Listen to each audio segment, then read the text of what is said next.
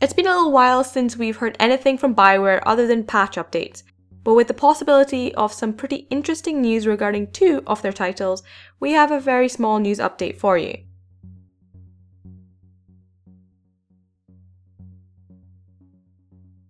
Hi, it's Rima from MEOdyssey, and today I'm bringing you a news update regarding the new rumours for possible Mass Effect Andromeda DLC and an interview with a new writer working with Bioware Edmonton on Dragon Age 4.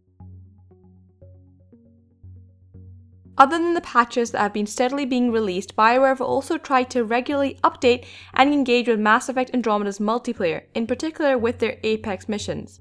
Apex missions, for those of you who aren't familiar, are time-limited strike missions that have some minor story significance in the overall Mass Effect Andromeda storyline, but also provide bonuses if done in the multiplayer function.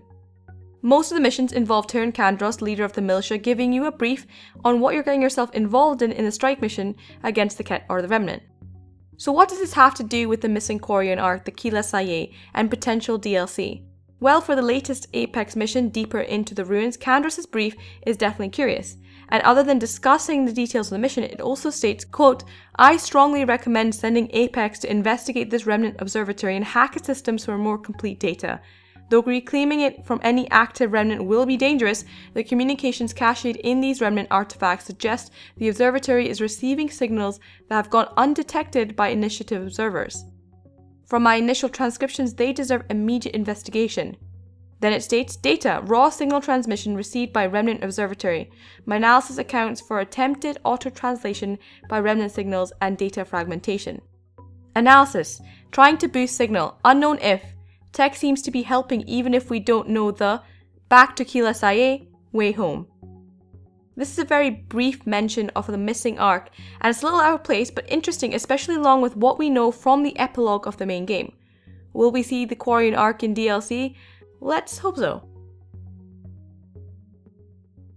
So Mass Effect Andromeda is out, and we all know that Bioware's new project Dylan has been delayed. But I'm a little bit more curious about Bioware's other title, Dragon Age 4, which personally I'm super eager to learn more about after what was presented to us after Dragon Age Inquisition's Trespasser DLC. However, we haven't heard very much from Bioware regarding Dragon Age 4, and in all fairness, even with this news, it's still not much to go on. In a Eurogamer interview with Alexis Kennedy, a newly hired freelance writer working with Mike Laidlaw, Patrick Weeks, and the Bioware Edmonton team, we learned some more details on the upcoming Dragon Age title. Kennedy is an independent game developer, writer, and founder of Fail Better Games, who had previously worked on Dragon Age The Last Court, an in-browser game that was attached to the Keep, that acted as a former bridge between Dragon Age 2 and Inquisition. Kennedy's also based in Greenwich here in the UK, which makes him very unique, as Bioware doesn't tend to work with many outside the key studios, especially outside North America. In the interview, Kennedy states, quote, "What I can say is I have been given considerable autonomy to work on a storyline bit of lore, which is well segregated from other parts of the game. Which makes a lot of sense with me being remote, and yes, if you've seen a lot of my work before, you'll probably not be surprised by the choice of subject matter. It's familiar stuff." With the end of Dragon Age Inquisition very strongly hinting that we'll be heading to Tevinter for the future title, it does seem to tie into the fact that this aspect of Dragon Age lore will be written and will be somewhat unrelated to the parts of the game that we've already seen. Kennedy's previous titles like Sunless Sea are set in the gothic steampunk Victorian-esque setting that is definitely dark and creepy, and is definitely more of a heavy lore-based RPG. Though we probably won't see steampunk in Dragon Age, a dark element isn't something that's uncommon in the series. The Eurogamer interviewer Tom Phillips suspects that Kennedy is focused more on the Qunari, which isn't a very far-fetched guess. The Qunari are very much segregated from the rest of the other factions, and they are highly advanced, in particular with very steampunkish elements somewhat, with their tech, their architecture, and their naval forces, so who knows.